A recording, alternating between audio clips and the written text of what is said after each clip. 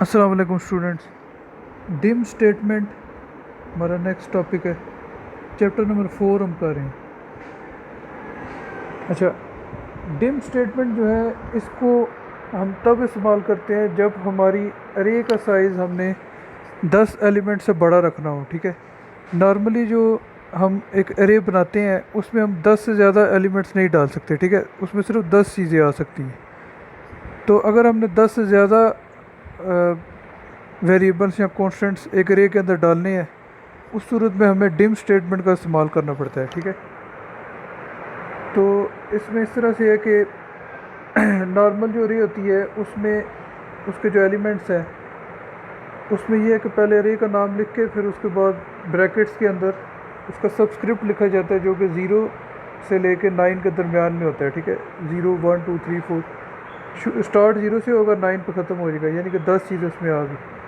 ठीक है, तो फिर डिम के ज़रिए जो है वो हम एक बड़ी अरे बना सकते हैं जिसमें हम 255 एलिमेंट्स डाल सकते हैं। ठीक है, यानी डिम के ज़रिए हम एक ऐसी अरे बना सकते हैं जिसमें 255 आइटम्स को हम जो है वो ऐड कर सकते हैं। ठीक है, इससे ज़्यादा नहीं, इससे ज़्यादा अगर हम करेंगे तो उस सूरत में एरर आ जाएगा। ठीक है, सबस्क्रिप्ट आउट ऑफ रेंज का एरर जो है वो आ जाता है जब हम 255 से भी ज़्यादा एलिमेंट्स एक डिम स्टेटमेंट के अंदर अगर डालें तो। ठीक है, इसका जो सिंटैक्स है वो इस तरह से है कि पहले लाइन नंबर, ठीक है, लिखा जाएगा, उसके बाद डिम लिखना है, उसके बाद फिर हम सब्सक्रिप्टेड वेरिएबल जो है वो लिखेंगे। ठीक है, यानी कि एक अरे का नाम लिख देंगे। ठीक है, यहाँ पे एक अरे यहाँ पे लिखेंगे, कॉमा डाल के दूसरी अरे यहाँ पे। ठीक है, फिर इसी तरह तीसरी चौथी, यानी कि एक से ज़्यादा अरेज को हम डायरेक्टली डिम के ज़रिए जो है वो उनकी कैपेसिटी बढ़ा सकते हैं। ठीक है, यानी एक से ज़्यादा अरेज को डायरेक्ट हम उनके ऊपर हम डिम स्टेटमेंट अप्लाई कर सकते हैं। ठीक है, एक ही टाइम में एक ही स्टेटमेंट के साथ। डिम का जो लफ्ज़ है वो असल में डायमेंशन से बना है। ठीक है, डायमेंशन को के पहले 3 लेटर्स को लेकर जो डिम का लफ्ज़ बनाया गया है।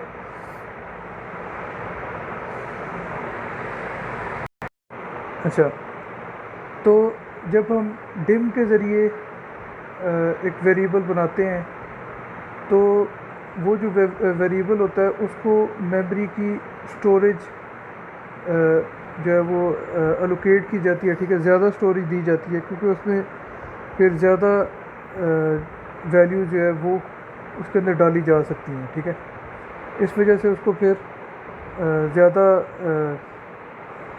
स्पेस जो है वो दी जाती है। ठीक है,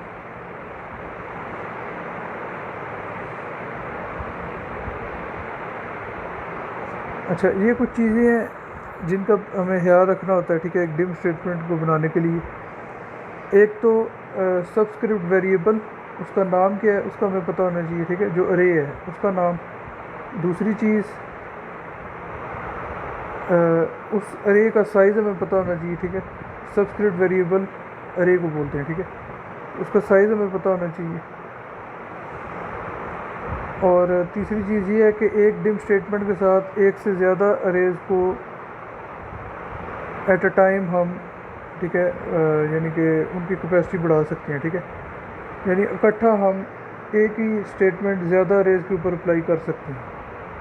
ठीक है, जैसे कि सिंटेक्स में भी आपको मैंने बताया था। फिर जो सब्सक्रिप्टेड वेरिएबल है यानी कि जो अरे है वो स्ट्रिंग भी हो सकती है, न्यूमेरिक भी हो सकती है। ठीक है, उसमें फिर हम स्ट्रिंग्स भी स्टोर कर सकते हैं और नंबर्स को भी स्टोर कर सकते हैं।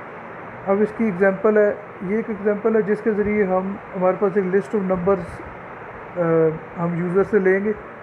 ठीक है, और वो जो नंबर्स हम यूज़र से लेंगे, मतलब फ़र्क करें 15 ले लेते हैं या 20 ले लेते हैं, उसमें सबसे बड़ा नंबर कौन सा है ये प्रोग्राम उस बड़े नंबर को फाइंड कर सकता है। ठीक है, वो हमें बता देगा कि ये सबसे बड़ा नंबर है। ठीक है, अब इस एग्जांपल में ऐसे है कि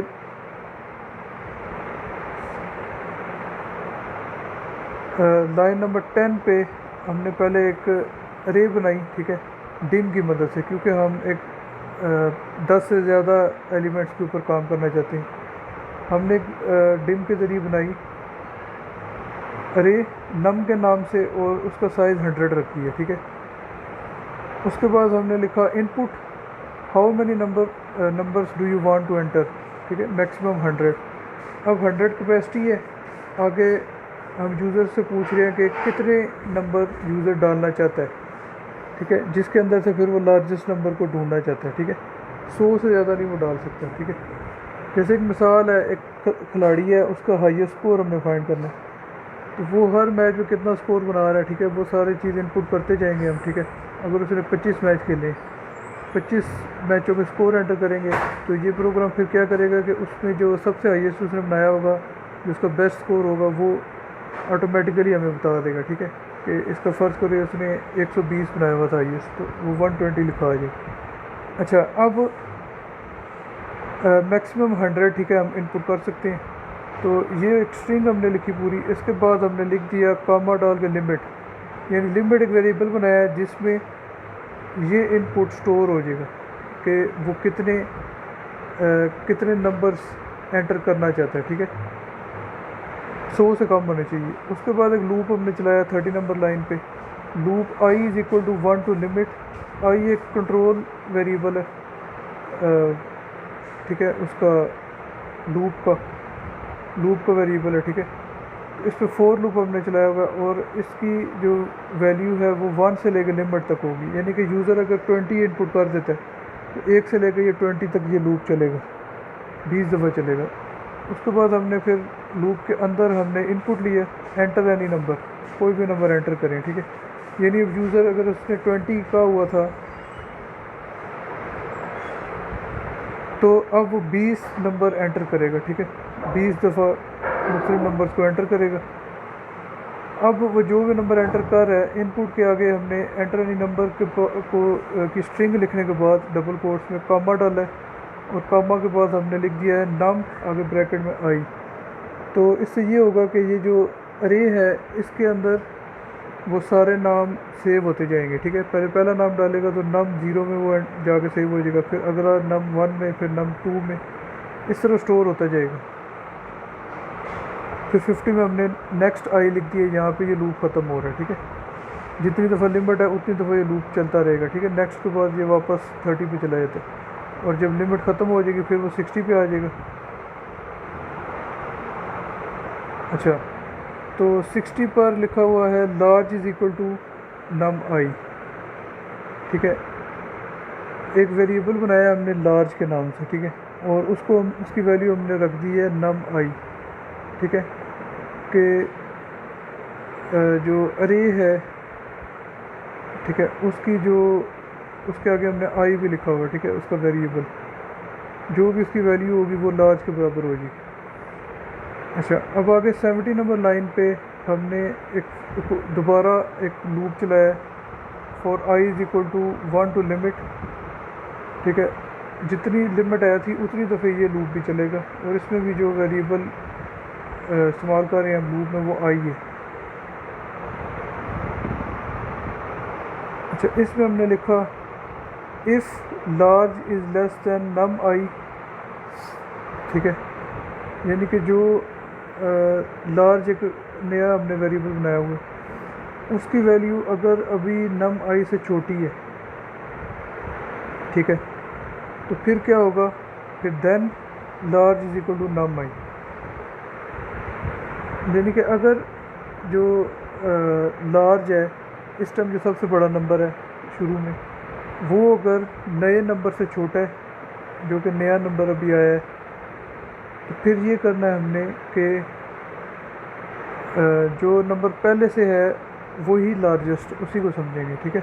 नए नंबर को हम स्किप कर देंगे अगर वो छोटा हुआ तो, ठीक है। लेकिन अगर वो बड़ा हुआ तो फिर ये करेंगे कि जो नया नंबर है जो कि लार्ज है उसको हम लार्ज नंबर समझ लेंगे, ठीक है, जैसा कि यहाँ पे लिखा गया हुआ कि large is equal to num i, ठीक है। फिर उस नए नंबर को हम लार्ज करार दे देंगे। इसी तरह पहले को चेक करेंगे, फिर दूसरे को, तीसरे को। 20 अगर वैल्यूज़ इनपुट की थी तो 20 नंबर्स को चेक करेंगे हम, ठीक है, इसी तरह। और जो सबसे बड़ा नंबर उसमें जो जब उसको मिल जाएगा, क्योंकि उससे अगले तो उससे छोटे ही होंगे, तो फिर उसी को वो लार्ज वेरिएबल में स्टोर कर देगा, ठीक है। लार्ज की वैल्यू उस सबसे बड़ी वाली वैल्यू के बराबर हो जाएगी। फिर हमने इस लूप को बंद कर दिया, ठीक है, नेक्स्ट आई करके। फिर इसको हम प्रिंट कर देंगे, largest number of list is, एक स्ट्रिंग लिखी कोटेशन मार्क्स में, फिर सेमीकोलन डाल के हमने लिख दिया लार्ज, ठीक है। लार्ज में क्योंकि वो सबसे बड़ा नंबर अब स्टोर हो चुका है तो उसको वो स्क्रीन प्रिंट कर देगा, ठीक है। आगे एंड कर देगा। थोड़ा मुश्किल प्रोग्राम है ये, ठीक है, इसका लॉजिक थोड़ा सा डिफ़िकल्ट है। तो आगे मैं इसको प्रैक्टिकली करके दिखाता हूँ, तो इससे दोबारा जो है आपको ये थोड़ा सा यही प्रोग्राम मैं प्रैक्टिकली करके दिखाऊँगा, तो इससे आपको दोबारा थोड़ा समझा दूँगा। अच्छा, अब इसको जब हम चलाएँगे तो वो हमें पूछेगा कितने नंबर आप डालना चाहते हैं। लेट से हमने 14 इनपुट कर दिया, ठीक है। अब अपनी मर्ज़ी के 14 जो नंबर हैं वो इनपुट किए यूज़र ने, ठीक है। अब इसमें सबसे बड़ा नंबर कौन सा है, 88 सबसे बड़ा नंबर था, ठीक है। तो उसने नीचे बता दिया कि largest number of the list is 88, ठीक है। अच्छा, अब हम ऐसा करते हैं कि इसको यानी कि मैं प्रैक्टिकली करता हूँ। ऑटो लिखा मैंने पहले। अच्छा, 10 नंबर लाइन के ऊपर मैंने एक अरे बनाई, ठीक है। डिम स्पेस नम 100, नम के नाम से अरे बनाई, उसका साइज़ 100 रखें। 20 नंबर लाइन पे इनपुट किया।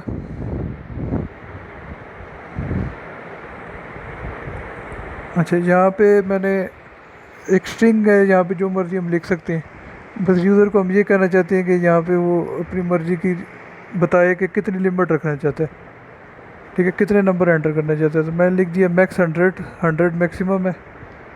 तो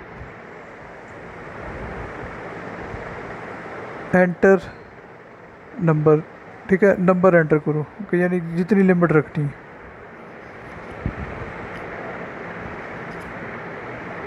अच्छा, ये मैंने एक स्ट्रिंग लिख दी। यहाँ पे जो मर्ज़ी हम यूज़र को कह सकते हैं स्ट्रिंग के अंदर। अब कॉमा डाल के मैंने लिख दिया लिमिट, ठीक है। लिमिट एक वेरिएबल है जिसमें वो वैल्यू स्टोर हो जाएगी जो यूज़र बताएगा कि मैं इतने नंबर एंटर करना चाहता हूँ, फर्क करे 14 करना चाहता हूँ, वो लिमिट 14 हो जाएगी। अब मैंने एक लूप यहाँ पे बनाया, for I is equal to 1 to limit. ये लूप आई वेरिएबल पे चलेगा और 1 से लेकर जितनी वो लिमिट होगी उस वहाँ तक चलेगा। 14 है तो 1 से 14 तक 14 दफ़ा चलेगा। और ये हर बार करेगा क्या, हर बार यूज़र से वैल्यू लेगा, ठीक है। इनपुट, इस स्टेटमेंट की वजह से इनपुट, आगे कोटेशन मार्क्स में मैंने लिखा एंटर एनी नंबर, ठीक है, कोई भी नंबर इनपुट करो। तो 14 दफ़ा यूज़र से नंबर पूछेगा ये।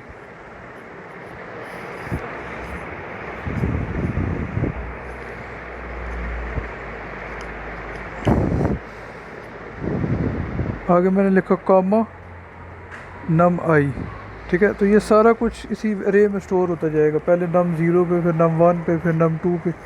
14 है तो नम 13 तक, ठीक है। वो सारे नंबर इसमें आके सेव हो जाएंगे इस रे में। अच्छा, अब आगे हमने लिख दिया नेक्स्ट आई। यहाँ पे ये लूप ख़त्म हो गया, ठीक है, जिसके ज़रिए यूज़र से हम वैल्यू लेते थे। 60 नंबर लाइन पे अब मैंने एक वेरिएबल बनाया लार्ज, इसको मैंने इक्वल कर दिया नम आई के, ठीक है। यानी कि ये जो वेरिएबल है ये इस अरे के बराबर है, ठीक है। नम आई जो अरे है ये उसके इक्वल मैंने इसको कर दिया, असाइन कर दिया उस अरे को मैंने इस लार्ज वेरिएबल। अच्छा, अब for I is equal to 1 to limit, फिर मैंने एक फॉर लूप चलाया। अब मैं ढूंढना चाहता हूँ कि बड़ी वैल्यू कौन सी है, इसलिए एक लूप बनाया मैंने। ये भी अगर 14 लिमिट थी तो 14 दफ़ा ही चलेगा। और हर बार ये क्या करेगा, if large is less than num i, वो ये चेक करेगा कि अगर जो लार्ज वेरिएबल में वैल्यू पड़ी हुई है, शुरू में तो पहली वैल्यू वो चेक करेगा ना, नम 1 को चेक करेगा, ठीक है। क्योंकि हम 1 से शुरू कर रहे हैं तो फिर नम 1 में पहला वेरिएबल है और 14 है टोटल, तो नम 14 में आती है।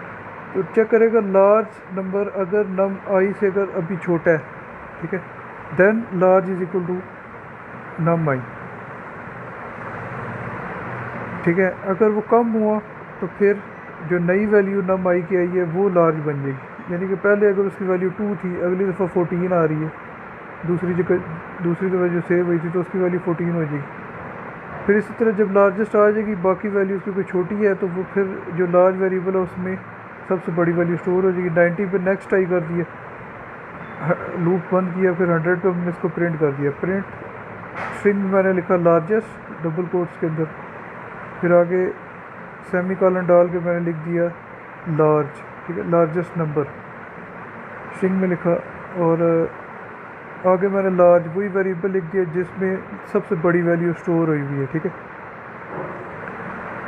यानी ये ऊपर जो लूप चला था ना 60 से लेके 90 तक, इसकी वजह से वो लार्जेस्ट नंबर ढूंढ लेता है कि सबसे बड़ा कौन सा है। 110 उसको एंड किया, रन किया इसको। अब मैंने उसको बोला 4 नंबर में एंटर करूँगा, कि पहले मैंने 2 डाल दिया, फिर 87, फिर 99 और फिर 50।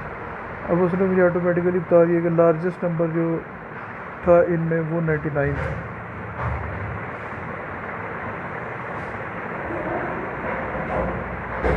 अल्लाह हाफ़िज़।